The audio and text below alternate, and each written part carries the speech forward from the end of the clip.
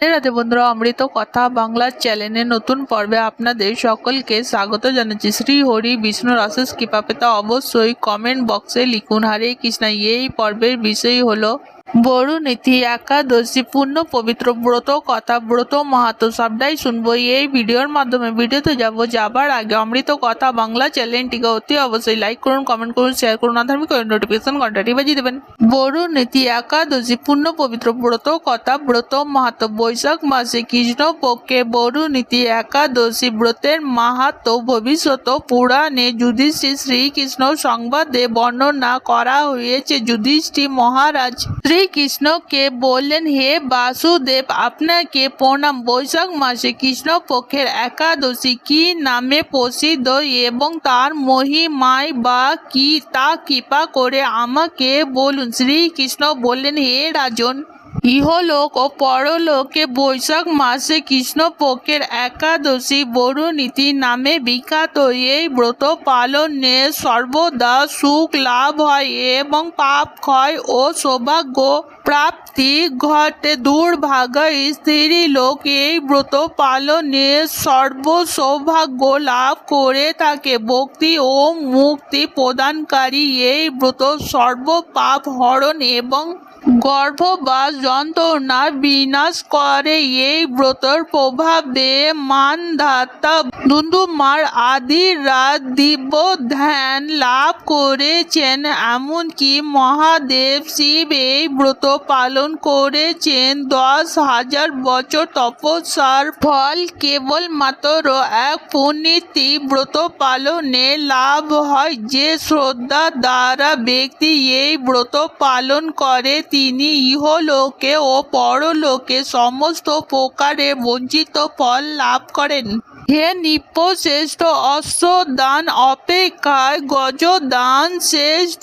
গজদান থেকে ভূমি দান, তা থেকে তিল দান, তিল দান থেকে স্বর্ণদান এবং তা অপেক্ষা অন্নদান শ্রেষ্ঠ। অন্নদানের মতো শ্রেষ্ঠ দান আর নেই। পিতৃলোক, দেবলোক এবং মানুষেরা অন্নদানে পরিতৃপ্ত হন। পণ্ডিতেরা কন্যাদানকে অন্নদানের সমান বলে থাকেন। স্বয়ং ভগবান গোদানকে অন্নদান সমান বলেছেন। আবার এই সমস্ত প্রকারের দান থেকেও বিদ্যা দান শ্রেষ্ঠ। কিন্তু এই বরুণীতি ব্রত পালনে সেই বিদ্যা দানের সমান ফল লাভ হয়ে থাকে। পাপ মর্তে যেসব মানুষ কন্যার উপার্জিত অর্থে জীবন ধারণ করে, পুণ্য ক্ষয় তাদের নরক যাতনা ভোগ করতে হয়। তাই কখনো কন্যার উপার্জিত অর্থ গ্রহণ করা উচিত নয়। যে ব্যক্তি বিভিন্ন স্বর্ণলঙ্কা সহ কন্যা দান করে তার পুণ্যের হিসাব স্বয়ং গুপ্ত করতে অসমর্থ হয়। কিন্তু বরুণীতি ব্রত পালনকারী কন্যা দান থেকেও বেশি ফল লাভ করেন। ব্রতকারী ব্যক্তি দশমীর দিনে কাঁসার পাত্রে ভোজন, মাংস, মসুর, ছোলা, শাক, মধু, অন্ন প্রদত্ত অন্ন গ্রহণ, 2 বার আহার পরিত্যাগ করবে। দ্রুত ক্রিয়া, নেশা জাতীয় দ্রব্য, দিব্যা নিদ্রা, পর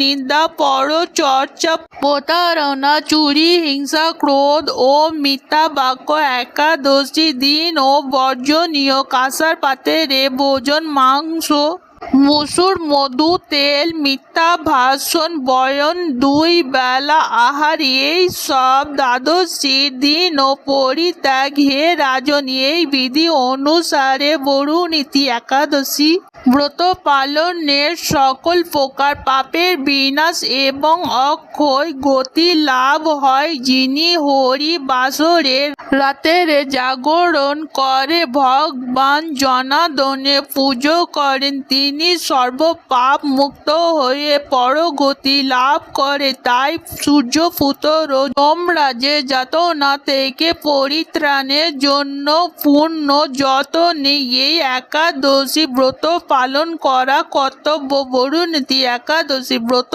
কথা শ্রদ্ধা ভরে পাঠ ও শ্রবণ করে সহস্র দানের ফল লাভ হয়, সর্বপাপ থেকে মুক্তি হয়ে বিষ্ণু লোকে গতি হয়। বৈশাখ মাসের শুক্লপক্ষের একাদশী বরুণীতি একাদশী পূর্ণ পবিত্র ব্রত কথা ব্রত মাহাত্ম্য এখানেই সমাপ্ত হলো। অমৃত কথা বাংলা চ্যানেলের সঙ্গে থাকার জন্য আপনাদের অনেক অনেক ধন্যবাদ। রাধে রাধে।